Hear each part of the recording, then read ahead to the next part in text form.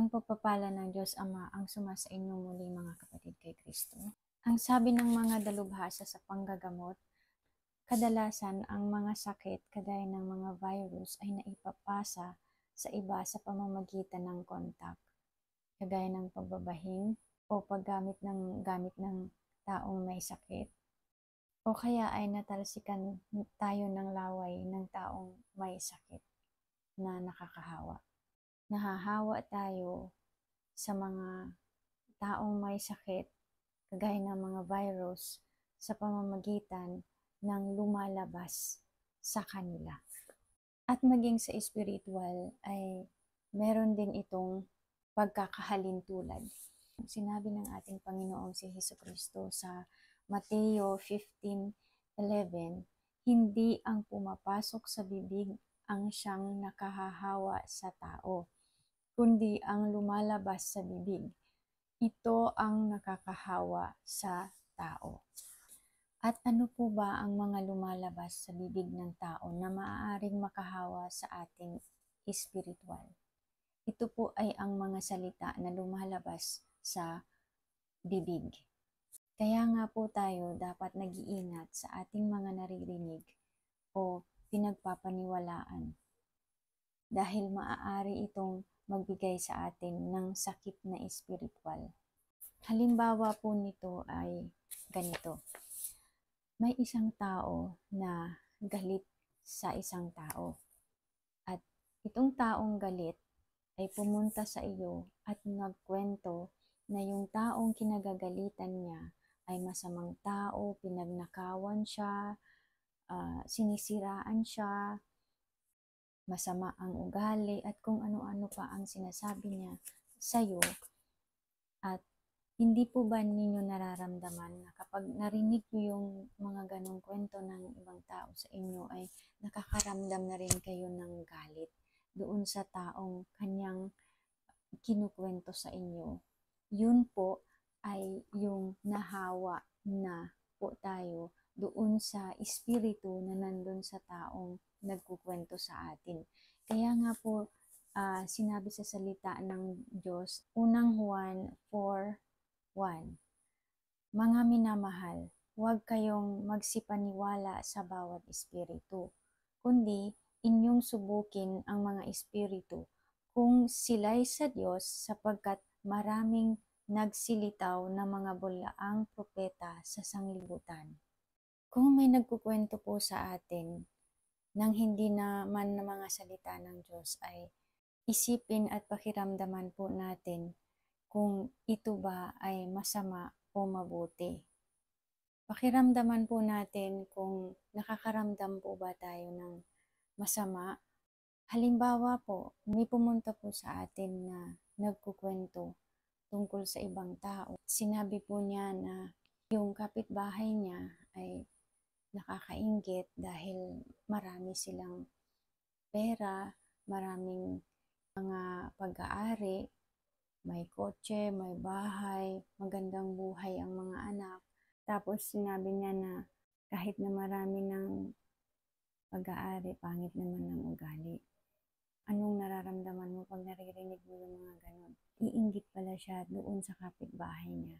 Tapos nararamdaman mo na parang sa dinami-dami ng mga pag-aari, pera, mga ganon, nararamdaman mo na naiinggit ka na doon sa tao na sinasabi niya ay hindi po mabuting espiritu yun. Kaya pag-ingatan po natin ang mga naririnig natin na mga salita. Huwag po tayong basta-basta na nagpapapasok ng mga espiritu sa ating isip at puso. Kaya nga po, ina-advise din sa atin ng salita ng Diyos na kung maaari ay iwas-iwasan natin ang pakikisalamuha sa mga tao na ganito ang kanilang mga pinagkukukwento.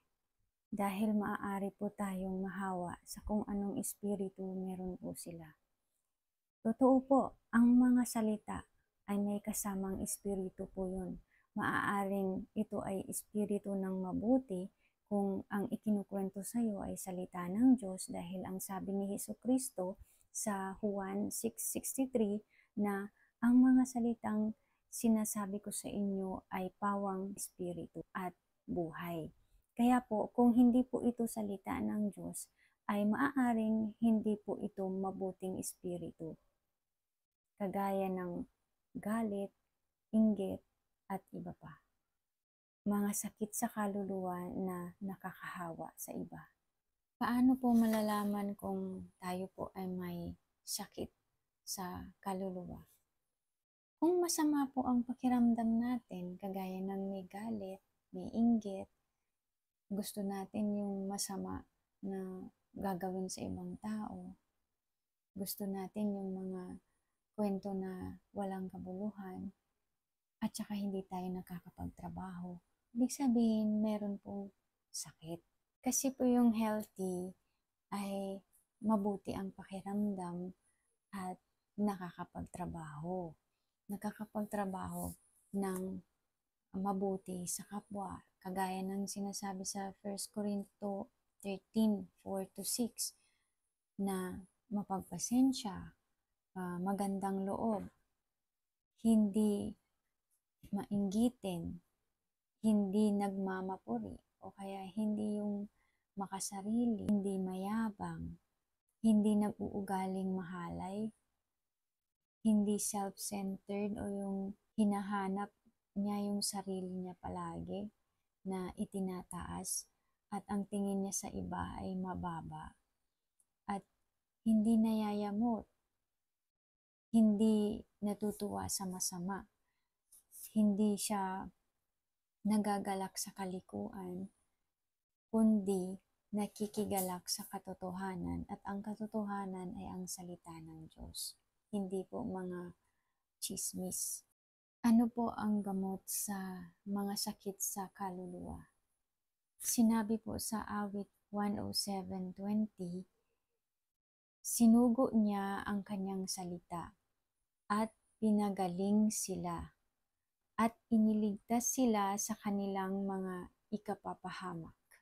Ang salita ng Diyos po ay gamot sa kahit anong sakit ng kaluluwa. Magagamot tayo ng salita ng Diyos sa kahit anong sakit ng ating kaluluwa kung atin itong pinagkakatiwalaan at pinananampalatayaan. Kagaya nga po ng sinabi ng ating Panginoong si Jesucristo sa Mark 5:34. Sinabi niya ito sa may sakit at sinabi niya sa kanya, "Anak, pinagaling ka ng pananampalataya mo, yumaon kang payapa at gumaling ka sa salot mo." Kaya nga po hanggat maaari ay dapat araw-arawin natin ang pagkain ng salita ng Diyos, pakikinig o pagbabasa ng mga salita ng Diyos dahil ito ay nakakagaling. At isa pa, ito ay nagpe-prevent sa ating na makagawa ng kasalanan laban sa Diyos.